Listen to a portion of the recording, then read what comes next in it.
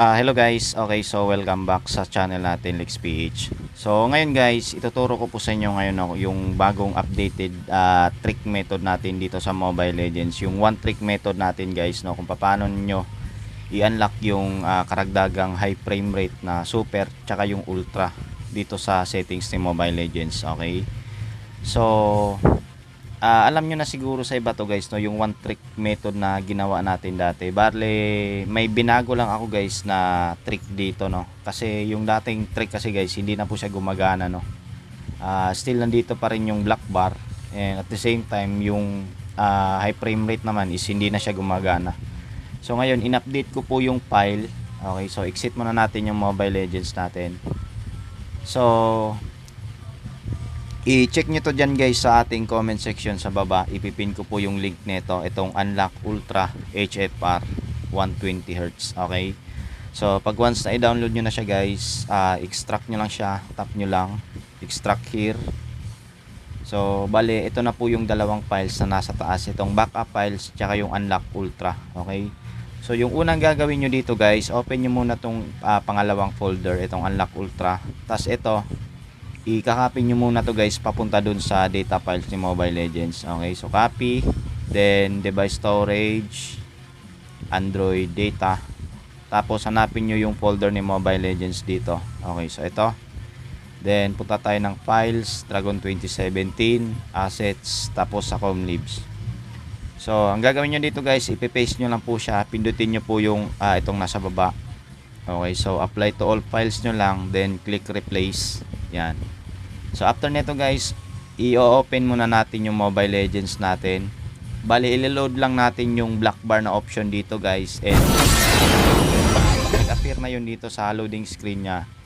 I-exit na natin yung app guys, no, kasi meron tayong ipe-paste naman na yun naman yung backup files yung ating ipe-paste, no. Okay, pag once na ganito na guys, i-exit nyo lang po yung app, then balik tayo sa archiver, tapos device storage, sa download.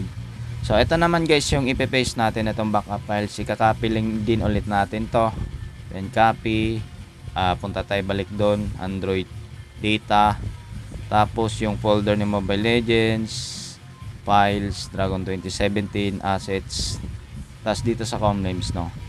So kanina pinaste natin guys yung Unlock Ultra na files. So ngayon ito namang backup files, ipe-paste natin siya.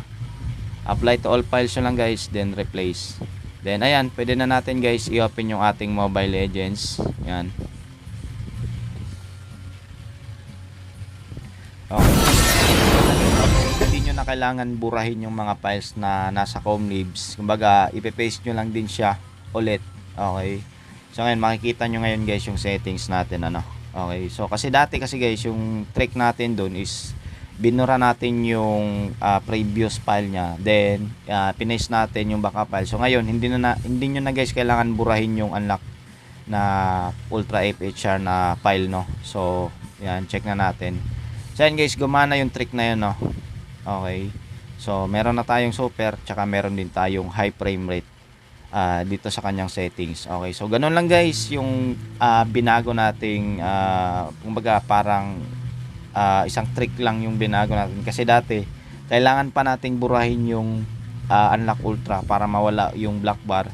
So ngayon ginawa natin, pag na-paste nyo na yung Unlock Ultra, hindi nyo na kailangan burahin yun guys. I-next nyo po yung ipe-paste na lang yung backup files, no. Okay, so kung makikita nyo, wala naman na yung black bar na madalas yung nakikita dito guys sa method na yon. So ngayon wala na po siya, no. Okay, so ganun lang guys, at sana nakatulong sa inyo tong video na to. Huwag nyo kalimutan bigyan ng like at i-share nyo na rin to guys sa mga friends nyo na gusto magkaroon ng ultra sa high frame rate, no. Okay, so yun lang guys, at maraming salamat po. Peace.